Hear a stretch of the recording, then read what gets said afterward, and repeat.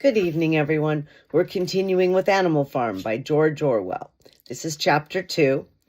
Major was the lead pig on the farm. He had a big meeting and inspired everybody with ideas of freedom from humans.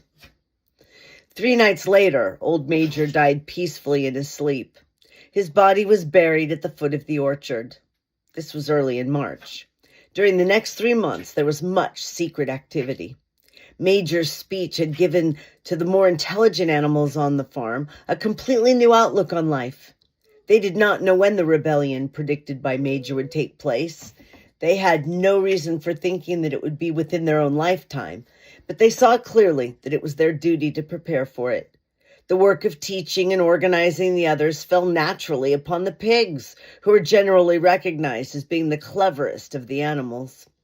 Preeminent among the pigs were 2 young boars named Snowball and Napoleon, whom Mr. Jones was breeding up for sale. Napoleon was a large, rather fierce-looking Berkshire boar, the only Berkshire on the farm, not much of a talker, but with a reputation for getting his own way. Snowball was a more vivacious pig than Napoleon, quicker in speech and more inventive, but was not considered to have the same depth of character. All the other male pigs on the farm were porkers. The best known among them was a small fat pig named Squealer, with very round cheeks, twinkling eyes, nimble movements, and a shrill voice. He was a brilliant talker, and when he was arguing some difficult point, he had a way of skipping from side to side and whisking his tail, which was somehow very persuasive. The other said of Squeaker that he could turn black into white. Squealer. So I almost want to say that that's partly a Stephen Miller kind of character, but I don't think that Stephen Miller has the charisma of Squealer. Right. So I don't know. Right. These 3 had elaborated old Major's teachings into a complex system of thought to which they gave the name of animalism. Several nights a week, after Mr. Jones was asleep, they held secret meetings in the barn and expounded the principles of animalism to the others. At the beginning, they met with much stupidity and apathy. Some of the animals talked of the duty of loyalty to Mr. Jones, whom they referred to as master, or made elementary remarks such as, "Mr. Jones feeds us. If he were gone, we should starve to death." Others asked such questions as, "Why should we care what happens after we are dead? Or if this rebellion is to happen anyway, what difference does it make whether we work for it or not?" And the pigs had great difficulty in making them see that this was contrary to the spirit of animalism. The stupidest questions of all, were asked by Molly, the white mare. The very first question she asked Snowball was, "Will there still be sugar after the rebellion?" I thought that was pretty interesting because they use sugar. And if we're thinking about this in terms of socialism, sugar is something that wasn't native to England. It would have been something that you had to import, right? So if you're really going to do something that's more socialist, you would need to have everyone owning the means of production. So I don't know that they worked out how to import things in particular, but it would be an issue, right? Mm-hmm. And if we're looking at my other thoughts where this represents a plantation, it's kind of interesting where they're like people that worked in easier jobs that thought it would be easier to stay there and work for the master than to escape or to have a rebellion of some sort. Well, and then now if you look at it here, all these people caught up in capitalism that's making other people rich, and there's an awful lot of stupidity and apathy about getting out from under this. If you want to look at it that way, which of course goes back to early USSR times. It's kind of similar, the kind of stupidity and apathy that we might be seeing at the moment. The stupidest questions of all were asked by Molly, the white mare. The very first question she asked Snowball was, "Will there still be sugar after the rebellion?" "No," said Snowball firmly. "We have no means of making sugar on this farm. Besides, you do not need sugar. You will have all the oats and hay you want." "And shall I still be allowed to wear ribbons in my mane?" asked Molly. "Comrade," said Snowball, "those ribbons that you are so devoted to are the badge of slavery. Can you not understand that liberty is worth more than ribbons?" Molly agreed, but she didn't sound very convinced. What are you thinking? skeptical of the change and of loss of her position. Her privilege, right? Yeah. Exactly. She has all the trappings of privilege, so why does she want to give it up? Exactly. Just to have solidarity with the plebeian animals, right? Right. The pigs had an even harder struggle to counteract the lies put about by Moses, the tame raven. So let's look at, what does tame mean in this case? Tame in this case seems to mean willing to do what it takes to continue to get the rewards of whoever's. But that sounds like Molly as well. Right. Right. Moses, who is Mr. Jones's special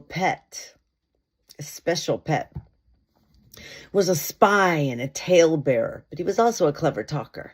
He claimed to know of the existence of a mysterious country called Sugar Candy Mountain, to which all the animals went when they died. It was situated somewhere up in the sky, a little distance beyond the clouds, Moses said. In Sugar Candy Mountain, it was Sunday 7 days a week. Clover was in season all the year round, and lump sugar and linseed cake grew on the hedges. The animals hated Moses because he told tales and did no work. But some of them believed in Sugar Candy Mountain, and the pigs had to argue very hard to persuade them that there was no such place. That's making me think about how they made everybody give up religion. Right, because Sugar Candy Mountain sounds like heaven. Mm-hmm. And the whole concept of a reward outside this place is counterproductive to getting everybody to work very hard for themselves to have rewards on this earth. Mm-hmm. Their most faithful disciples were the two cart horses, Boxer and Clover. These two had great difficulty in thinking anything out for themselves, but having once accepted the pigs as their teachers, they absorbed everything that they were told and passed it on to the other animals by simple arguments.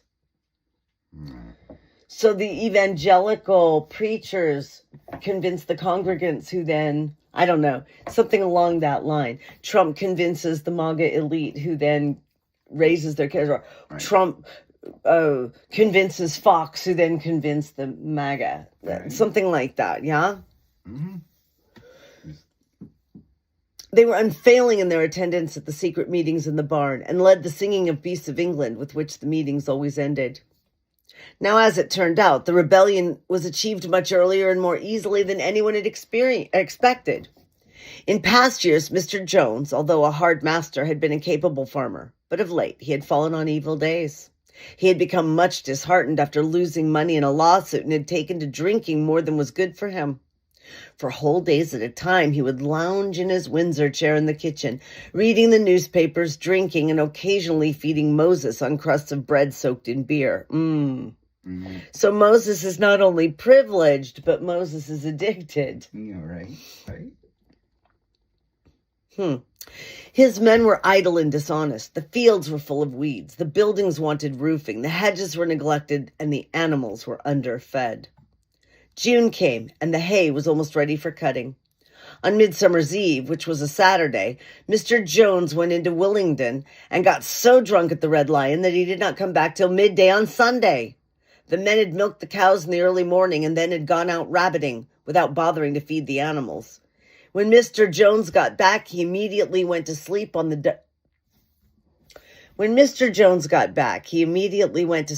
drawing room sofa with the news of the world over his face, so that when evening came, the animals were still unfed. At last they could stand it no longer. One of the cows broke in the door of the store shed with her horn, and all the animals began to help themselves from the bins. It was just then that Mr. Jones woke up. The next morning, he and his 4 men were in the store shed with whips in their hands, lashing out in all directions. This was more than the hungry animals could bear. With one accord, though nothing of the kind had been planned beforehand, they flung themselves upon their tormentors. Jones and his men suddenly found themselves being butted and kicked from all sides. The situation was quite out of their control. They had never seen animals behave like this before, and the sudden uprising of creatures whom they were used to thrashing and maltreating just as they chose frightened them almost out of their wits. Well, right. After only a moment or two, they gave up trying to defend themselves and took to their heels. A minute later, all 5 of them were in full flight down the cart track that led to the main road, with the animals pursuing them in triumph. Making me think a bit of like some of the ice experiences last month. Mrs. Jones looked out of the bedroom window and saw what was happening, hurriedly flung a few possessions into a carpet bag, which is an interesting choice of words here, and slipped out of the farm by another way. Moses sprang off his perch and flapped after her, croaking loudly. Meanwhile, the animals had chased Jones and his men out onto the road and slammed the 5-barred gate behind them. And so, almost before they knew what was happening, the rebellion had been successfully carried through. Jones was expelled and the manor farm was theirs. Was it really that simple with the USSR, though? I'm kind of persuaded to say no. No. There was more fighting rebellion in that case, not just chasing them down the street with their tails between their legs. Okay. No.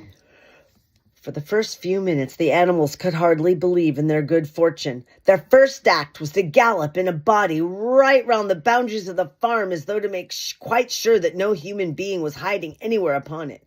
Then they raced back to the farm buildings to wipe out the last traces of Jones's hate reign. That reminds me more of the killing of the emperor and his family. The Tsar and his family, I mean. Oh, right. Yeah. The harness room at the end of the stables was broken open. The bits, the noose rings, the dog chains, the cruel knives with which Mr. Jones had been used to castrate the pigs and lambs were all flung down the well. The reins, the halters, the blinkers, the degrading nose bags were thrown on the rubbish fire which was burning in the yard. So were the whips. All the animals capered with joy when they saw the whips going up in flames. Snowball also threw onto the fire the ribbons with which the horses' manes and tails had usually been decorated on market days. Ribbons, he said, should be considered as clothes, which are the mark of a human being. All animals should go naked. When Boxer heard this, he fetched the small straw hat which he wore in the summer to keep the flies out of his ears and flung it onto the fire with the rest. Interesting. So you have the most loyal of the inculted, the brainwashed, but the most loyal that go along who've been taught how to do this will give up things for their own well-being, to be good. Right. In a very little while, the animals had destroyed everything that reminded them of Mr. Jones. Napoleon then led them back to the store shed and served out a double ration of corn to everybody, with 2 biscuits for each dog. Then they sang Beasts of England from end to end 7 times running, and after that they settled down for the night and slept as they'd never slept before. But they woke at dawn as usual, and suddenly remembering the glorious thing that had happened, they all raced out into the pasture together. A little way down the pasture, there was a knoll that commanded a view of most of the farm. The animals rushed to the top of it and gazed round them in the clear morning light. Yes, it was theirs. Everything that they could see was theirs. In the ecstasy of that thought, they gamboled round. Gamboled, G-A-M-B-O-L-L-E-D, meaning running around. Round and round, and they hurled themselves into the air in great leaps of excitement. They rolled in the dew. They cropped mouthfuls of the sweet summer grass. They kicked up clods of the black earth and snuffed its rich scent. Then they made a tour of inspection of the whole farm and surveyed with speechless admiration the plowland, the hayfield, the orchard, the pool, the spinney. It was as though they had never seen these things before, and even now they could hardly believe that it was all their own. Yeah, I suppose if you were a wage slave or a plantation slave and suddenly the means of production became yours, you would be joyous, especially if you chased the masters out. Yeah, right. You know that sometimes now descendants of former slaves are buying the plantation where their ancestors were enslaved and owning it. Ha! Right? Then they, the animals, filed back to the farm buildings and halted in silence outside the door of the farmhouse.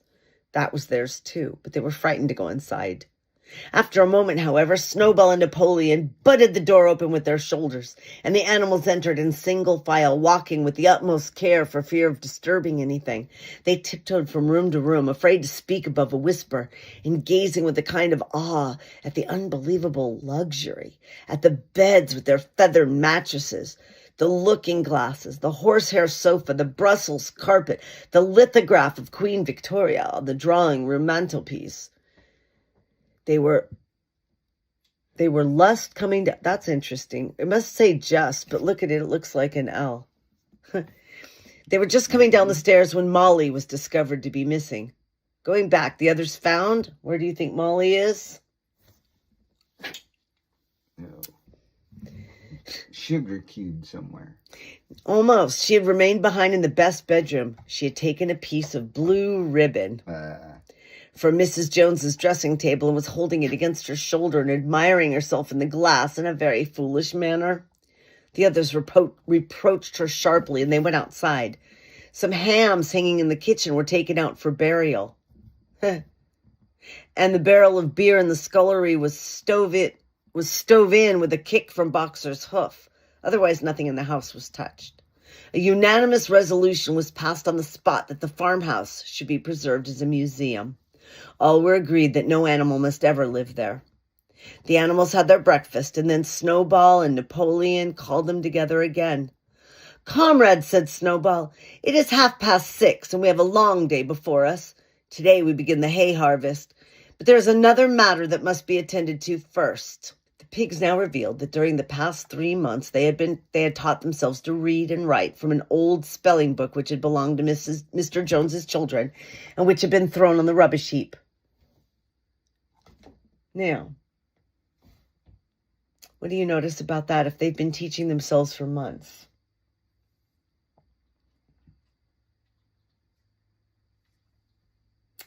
Well, they certainly aren't teaching anybody else. Oh, right. But I was also thinking that was before the dream was revealed. So it makes me feel like the pigs had planned this before letting in all the other animals. Or planned something. Interesting. Napoleon sent for pots of black and white paint and led the way down to the 5-barred gate that gave onto the main road. Then Snowball, for it was Snowball who was best at writing, took a brush between the 2 knuckles of his trotter and painted out Manor Farm from the top bar of the gate, and in its place painted Animal Farm. This was to be the name of the farm from now onwards. After this, they went back to the farm buildings where Snowball and Napoleon sent for a ladder, which they caused to be set against the end wall of the big barn. They explained that by their studies of the past 3 months, the pigs had succeeded in reducing the principles of animalism to 7 commandments. So they were not just learning to read. They figured out the laws already. Right. And the rest of them are too dumb to realize that something smells a little funny. Right. All right. These 7 commandments would now be inscribed on the wall. They would form an unalterable law by which all the animals on Animal Farm must live forever after. With some difficulty, for it's not easy for a pig to balance himself on a ladder, Snowball climbed up and set to work with Squealer a few rungs below him holding the paint pot. The commandments were written on the tarred wall in great white letters that could be read 30 yards away. They ran thus. The 7 commandments. 1. Whatever goes upon 2 legs is an enemy. 2. Whatever goes upon 4 legs or has wings is a friend. 3. No animal shall wear clothes. 4. No animal shall sleep in a bed. 5. No animal shall drink alcohol. 6. No animal shall kill any other animal. 7. All animals are equal. It was very neatly written, and except that friend was written friend and one of the S's was the wrong way round, the spelling was correct all the way through. Snowball read it aloud for the benefit of others. All the animals nodded in complete agreement, and the cleverest ones began to learn the commandments by heart. "Now, comrades," cried Snowball, throwing down the paintbrush. "To the hayfield. Let's make it a point of honor to get in the harvest more quickly than Jones and his men could do." But at this moment, the 3 cows, who had seemed uneasy for some time past, set up a loud lowing. They had not been milked for 24 hours, and their udders were almost bursting. After a little thought, the pigs went for buckets and milked the cows fairly successfully, their trotters being well adapted to this task. Soon there were 5 buckets of frothing, creamy milk, at which many of the animals looked with considerable interest. "What is going to happen to all that milk?" said someone. "Jones used sometimes to mix some of it in our mash," said one of the hens. "Never mind the milk, comrades," cried Napoleon, placing himself in front of the buckets. "That will be attended to. The harvest is more important. Comrade Snowball will lead the way. I shall follow in a few minutes. Forward, comrades! The hay is waiting." What? Yeah, I'll be there in a few minutes. Yeah, after I consume some milk. So the animals trooped down to the hayfield to begin the harvest, and when they came back in the evening, it was noticed the milk had disappeared. So whether he drank it all or whether he took it for the pigs, we don't really know. But So the pigs are definitely distinguishing themselves from the rest. And already it's very clear to me that they're not equal. Right. Different levels of intelligence and pre-thinking and